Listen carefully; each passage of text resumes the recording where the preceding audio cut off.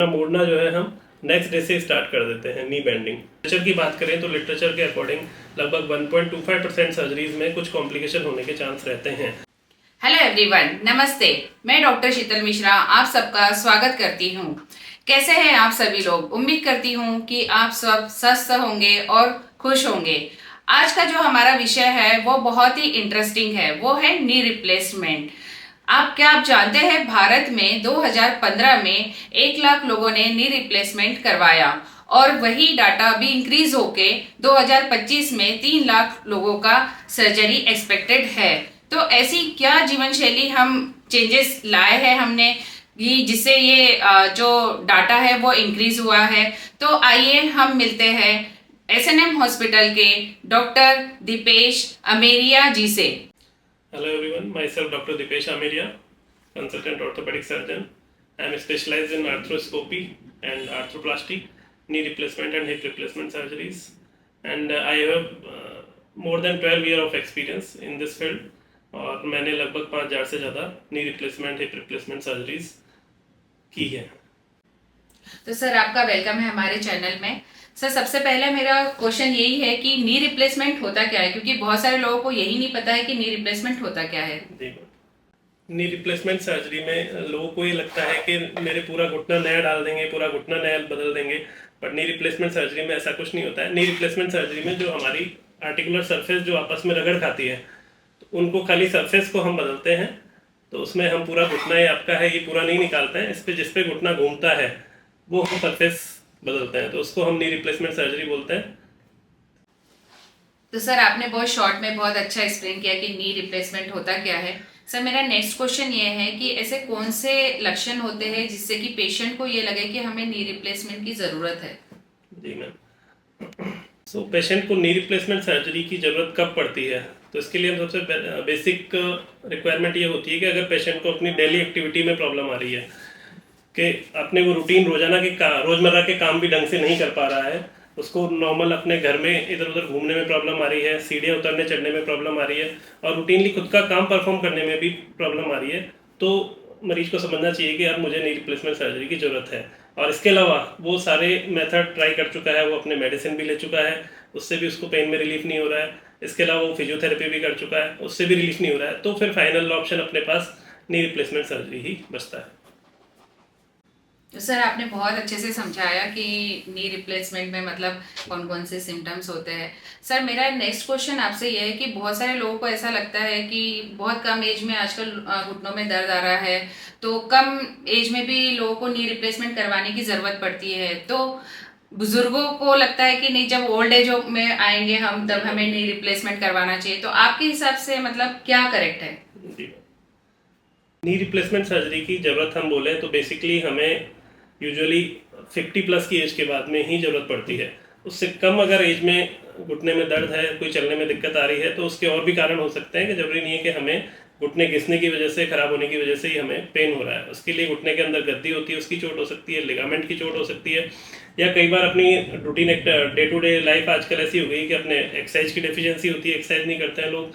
इसके अलावा डाइट ऐसी हो गई कि कैल्शियम की डेफिशिएंसी रहती है, विटामिन डी की डेफिशिएंसी रहती है।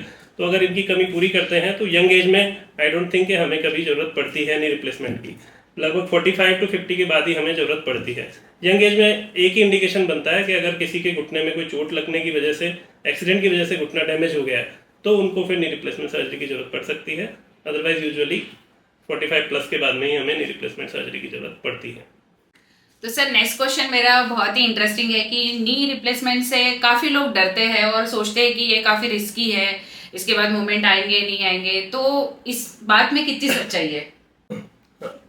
नी रिप्लेसमेंट सर्जरी, सबसे पहली बात तो कि रिस्की कितनी है, तो अगर सही सेटअप पे, सही जगह से और सही एनवायरनमेंट में की जाए तो नी रिप्लेसमेंट सर्जरी में उतना ही रिस्क है जितना बाकी नॉर्मल सर्जरीज में होता है। नी रिप्लेसमेंट में कोई एक्स्ट्रा रिस्क अपने लिए नहीं बढ़ जाता है। और इसके अलावा नी रिप्लेसमेंट सर्जरी हम ओनली स्पाइनल एनेस्थीसिया में करते हैं, तो आपकी पूरी बॉडी बेहोश नहीं करते हैं, खाली कमर के नीचे का हिस्सा सुन्न होता है। सो मरीज होश में रहता है, हम बातचीत करते रहते हैं उससे। तो ये तो बहुत ज़्यादा मिथ है कि नी रिप्लेसमेंट सर्जरी में बहुत ज़्यादा रिस्क है। ऐसा कोई एक्स्ट्रा रिस्क नहीं है। नॉर्मल सर्जरीज में जितना रिस्क होता है उतना ही रिस्क नी रिप्लेसमेंट सर्जरी में होता है। सो सर, नी रिप्लेसमेंट करवाने के बाद में कितना समय लगता है पेशेंट को पूरा ठीक होने में, और प्रॉपर तरीके से वॉक और स्टेयर्स चढ़ना उतरना ये सब करने के लिए कितना समय लगता है? नी रिप्लेसमेंट सर्जरी के बाद में आजकल टेक्निक बहुत एडवांस हो गई है। सो आज हमने सर्जरी की है तो मरीज को हम नेक्स्ट डे मॉर्निंग से ही वॉक करना स्टार्ट करवा देते हैं।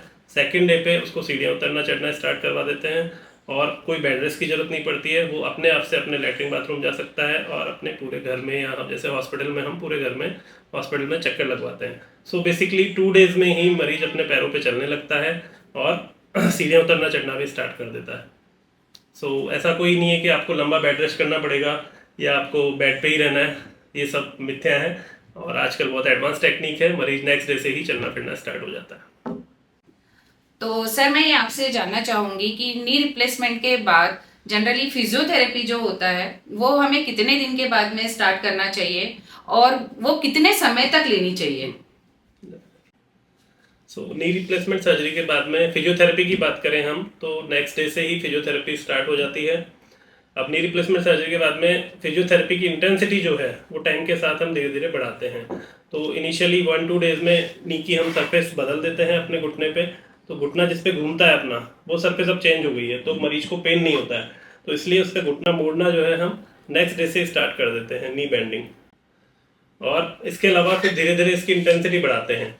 और फिजियोथेरेपी की ज़रूरत जो हमें होती है लगभग 1 मंथ तक के लिए डेफिनेटली फिजियोथेरेपी की ज़रूरत होती है। और आपको जो बेसिक एक्सरसाइज जो हम बताते हैं वो आपको अगले 3 मंथ्स तक करनी पड़ती है, जिससे कि आपकी मसल्स की स्ट्रेंथ अच्छी हो और आपको प्रॉपर वॉकिंग में और उसमें कोई इशू नहीं आए। सर, ये नी रिप्लेसमेंट जो सर्जरी है ये हमेशा ही सक्सेसफुल होती है या फिर समटाइम्स ये अनसक्सेसफुल भी होती है? नी रिप्लेसमेंट सर्जरी यूजुअली सक्सेसफुल रहती है, बट अगर हम लिटरेचर की बात करें तो लिटरेचर के अकॉर्डिंग लगभग 1.25% सर्जरीज में कुछ कॉम्प्लिकेशन होने के चांस रहते हैं। बट उनको भी प्रॉपरली टाइमली पता चल जाता है तो टाइमली मैनेज हो तो यूजुअली कोई कॉम्प्लिकेशन होती नहीं है। बट लिटरेचर की बात करें तो यूजुअली 1.25% केसेस में कुछ रिस्क रहता है कि कुछ में घुटना जाम होने की समस्या हो सकती है, इन्फेक्शन की समस्या होती है और कई बार वॉकिंग में थोड़ा सा पेन रह सकता है। तो ये चीज़ें बहुत ही कम लोगों में होती है और कुछ ना कुछ इशू हो, किसी के शुगर हो या सर्जरी के दौरान कोई कॉम्प्लिकेशन हो तो इस चीज़ों के फर्क पड़ता है। तो उनको अगर टाइमली पता चल जाए तो उनको अच्छे से मैनेज किया जा सकता है। सर, काफी लोगों के क्वेश्चन होते हैं कि नी रिप्लेसमेंट के बाद में चलना फिरना मुश्किल हो जाता है, तो इस बात में कितना सच है? नी रिप्लेसमेंट के बाद में चलने फिरने में यूजुअली कोई दिक्कत आती नहीं है। नी रिप्लेसमेंट हम करते ही उन्हीं का है जिनको चलने फिरने में दिक्कत हो रही है, जिनको दर्द है। तो नी रिप्लेसमेंट के बाद में तो समस्या का समाधान हो जाता है, ये नहीं कि आपको दिक्कत आएगी। तो ये सब मिथ्या है। नी रिप्लेसमेंट के बाद में आपकी लाइफ काफ़ी इम्प्रूव हो जाती है, क्वालिटी ऑफ लाइफ और आपका जो एक्टिविटी है वो भी आपकी काफ़ी बढ़ जाती है। सर, आजकल नी रिप्लेसमेंट के लिए रोबोटिक सर्जरी आई है, तो आप क्या सजेस्ट करेंगे कि रोबोटिक सर्जरी बेस्ट है या फिर नॉर्मल जो सर्जरी होती है वो बेस्ट है? हम बात करें कि रोबोटिक नी रिप्लेसमेंट, तो आजकल रोबोटिक नी रिप्लेसमेंट का भी ट्रेंड बढ़ गया है। तो रोबोटिक नी रिप्लेसमेंट के एडवांटेज भी हैं और डिसएडवांटेज भी हैं। सबसे ज़्यादा एडवांटेज ये है कि जो बहुत ही ज़्यादा कॉम्प्लेक्स डिफॉर्मिटीज़ हैं, जिनके पैरों में बहुत ज़्यादा टेढ़ापन है या पुराने हड्डी में फ्रैक्चर है और हड्डी टेढ़ी जुड़ी हुई है, उन केसेस में अगर हमें नी रिप्लेसमेंट की ज़रूरत पड़ती है तो डेफिनेटली रोबोटिक नी रिप्लेसमेंट से उसका प्रिसीजन बढ़ जाता है और उसमें रिजल्ट के अच्छे चांसेस रहते हैं। बट बेसिक बात यही कहना चाहूँगा कि सिंपल केसेस में जिनके ज़्यादा प्रॉब्लम नहीं है, खाली पेन और हल्की डिफॉर्मिटी है, तो उनके लिए बेस्ट है कि normal conventional knee replacement surgery ही बेटर है। रोबोटिक नी रिप्लेसमेंट में टाइम बढ़ जाता है हमारा और एक्सपेंडिचर भी आपका महंगा हो जाता है।